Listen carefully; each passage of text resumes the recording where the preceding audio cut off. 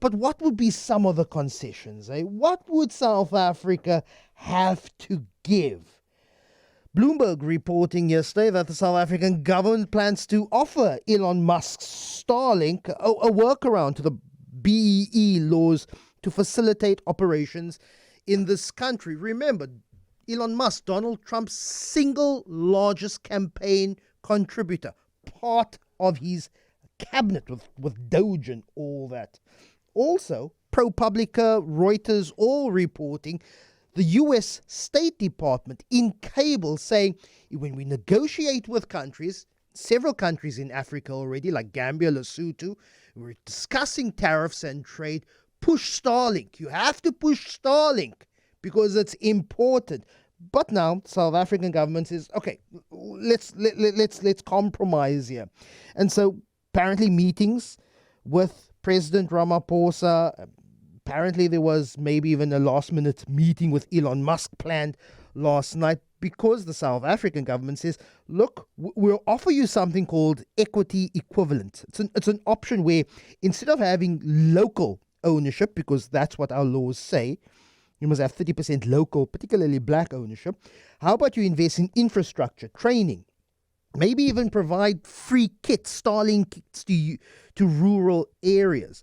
It's something that's been done before already, particularly in the automotive industry, where multinationals say we cannot give any part of our ownership for local subsidiaries, so we're going to add a equity equivalent. Joining me now is Loni Prinsloo, reporter for Bloomberg. What do we know about this apparent deal between the South African government and Elon Musk, Loni? Morning, Lester. So what do we know? Basically, what the South African government has been considering for a while is to bring in employment equity into the ICT sector. So as you said, this is not something new. South Africa has done it. We've done it in the automotive sector, but we haven't, in the last few years, we haven't had it in the ICT sector or the mining sector in South Africa. So the thinking is this sort of legislation is coming up for review. 2024 to 2029 is the review process. So let's bring in employment equity. But what does that mean? So what is employment equity? Basically, what you do is you create a bit of a fund and then you invest in small to medium black companies that is related to sort of the space or the communication space. And you set up some infrastructure. I think that's where we are talking kits, Starlink kits in rural areas. And you invest in training. That is in sort of versus giving away ownership in a multinational company like Starlink or say VW or BMW and so on. With the growing ICT sector and with other international multinationals investing in South Africa, I'll use, for example, China. There's also have these satellite internet programs. I'll exclude the local providers, Vodacom, Telkom, Cell C, MTN. But international investment in ICT has had to adhere to our laws here in South Africa. Would this not give the perception from other international companies investing in South Africa, starting businesses, adhering to laws, say, why did we have to adhere to a 30% benchmark of local ownership, but Elon Musk doesn't?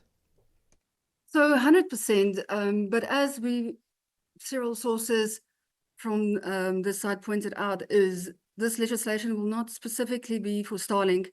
It will also be for the likes of a Chinese satellite company or Middle Eastern satellite company. And we know they have some good ones coming up. They have SpaceSail in China, Space 42 in the UAE. That's becoming quite competitive in terms of what a Starlink is doing. So, but as we said, some of these international companies have already complied in terms of our laws. I'm thinking maybe in Amazon and so on. So I don't know if if it will then be implemented retrospectively or how they will handle the details of this, which we also didn't go into. But as we said, this legislation is up for review. So that period for review is the next 3 to 4 years. So I guess they did have a bit of a window, together with all this tension that's sort of rising between South Africa and the US. They did have a bit of a window to say, well, why don't we put employment equity in this sector as well? Yeah. So so in terms of the details and what happens to the other companies that's already complied, I cannot tell you that I have that sort of detail into it, but yes. Look, the reality is that business and governance goes hand in hand. I'm not making an outright suggestion of state capture in the United States, but we know what it looks like here in South Africa. If you have a major donor, the single largest donor of Donald Trump, being part of his government, and various publications from Reuters to ProPublica saying that the Trump administration used US diplomats to pressure developing countries, especially in Africa, countries like Gambia, Lesotho, to grant Starlink internet licenses. What does it say about what is clearly business and government collusion, particularly someone as rich as powerful as Elon Musk? Maybe even considerations of national security interests of a company like Starlink and a politically, I'll go as saying emotionally volatile person as Elon Musk granting access to particularly the South African market. So yeah, I cannot really comment on the specifics of that, but I think what maybe the South African government is saying is they need to get some bargaining chips. They're taking a few things. You know, we are very rich in our minerals, things like that. Hydrogen's coming up. And then we have this Starlink sort of chip. So I guess having the conversation is part of it. Yeah. Yeah, so I don't know. We know Elon was also very busy yesterday because Tesla reported results, and he was in Texas, so he has to make his way to Washington, D.C., where our people are.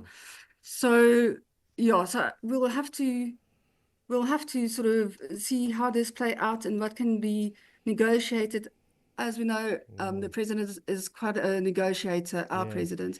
So yeah, I mean, Loni, it's all about compromise, bargaining chips, as you say, and possibly even concessions. We'll wait and see what comes out after that meeting. 5:30 today, Cyril Ramaphosa goes to the White House. He goes and meets Donald Trump. I'm sure it will be carried live on the TV news stations. That's going to be the day's viewing today. Let's wait and see.